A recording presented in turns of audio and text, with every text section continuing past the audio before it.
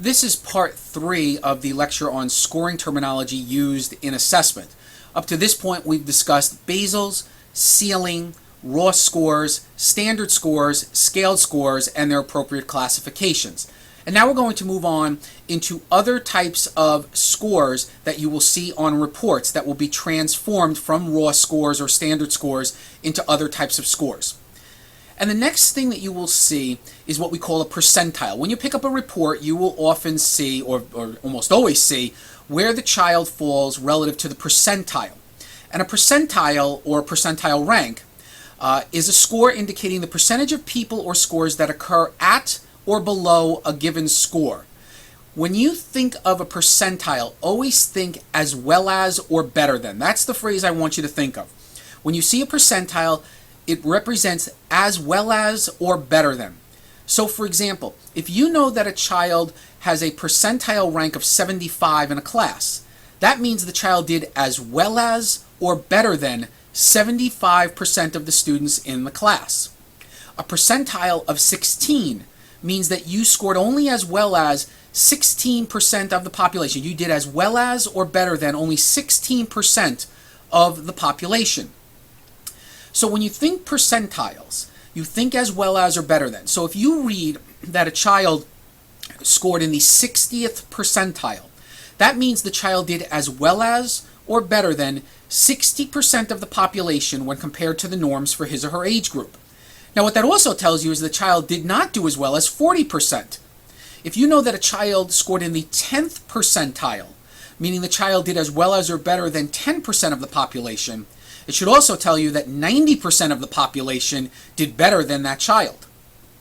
Now when you look at percentiles, percentiles range from the lowest, which is the first percentile, to the highest, which is the 99th percentile. So the lowest percentile you can see a child score is at the first percentile, the highest is at the 99th percentile. And average is normally signified by the 50th percentile. Average performance is the 50th percentile. So knowing that a child had a percentile rank of 97 on a test would tell you that he is exceptional in this testing area because this child did as well as or better than 97% of the population when compared to the norms for his or her age group. While if a child got a percentile of 7 on a particular test, this would tell you it's an area of weakness because he only did as well as or better than 7% of the population when compared to the norms for his or her age group. Now in assessment, percentile ranks are very, very important because they indicate how well a child did when compared to the norms on a test. Now just to be clear, you'll never have to mathematically calculate a percentile, but you will need to find it and you always will report it when you write any type of educational report. So you really do need to understand percentiles and what they mean. The next type of score you need to understand is what is called a stanine. And a stanine is an abbreviation, and it's an abbreviation for what we call standard nines. And it's a type of standard score that has a mean of 5 and a standard deviation of 2. So think this, the mean is 5, standard deviation of 2. And you can receive a stanine score anywhere from 1 to 9. So when you pick up a report, you will see that a child had a stanine score of 1, 2, 3, 4, 5, 6, 7, 8, or 9. That's it. A 5 is considered average. So a stanine of 7 is 1 standard deviation above the mean because 5 is the mean and 2 is the standard deviation. So a score of 7, 5 plus 2, is 1 standard deviation above the mean.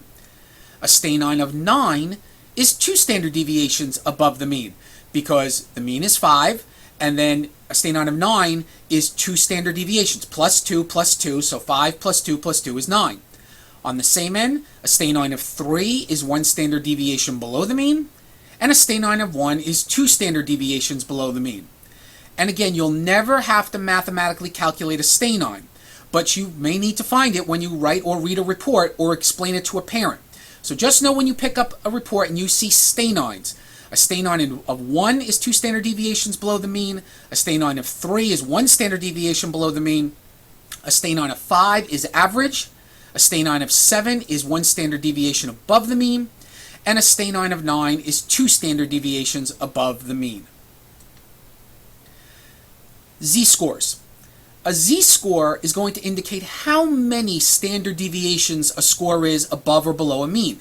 And again, just like with Stanines, just like with percentiles, you'll never have to mathematically calculate a z-score, but you may have to report it or write it in a report. So you'll look to the manual and you'll calculate the z-score. So for example, when we talk about a z-score being how many standard deviations a score is above or below the mean, if you saw a z-score of plus 1.0, that means that the student's z-score was exactly one standard deviation above the mean. If you saw a z-score of positive 1.4, that would mean the student's z-score, the student's score was 1.4 standard deviations above the mean. If you saw a z-score of minus 1.5, that means the student's score was 1.5 standard deviations below the mean. So the positive represents above the mean, a minus represents below the mean. Finally, the last two terms you will see are age equivalents and grade equivalents. And age equivalents are a very general score that are used to compare the performance of children at the same age with one another. It's the estimated age level that corresponds to a given score. And age equivalent scores are almost always given in years and months. So if you see that a child has an age equivalent score of 11.5, this means the child performed on that particular test as well as the average 11-year, 5-month-old child. Now, it doesn't mean the child acts like an 11-year, 5-month-old child. It doesn't mean anything other than on that particular test, the child performed as well as the average 11-year, 5-month-old child. So if you saw a child had an age equivalent of 7.8, this would mean the child is performing as well as the average 7-year, 8-month-old child.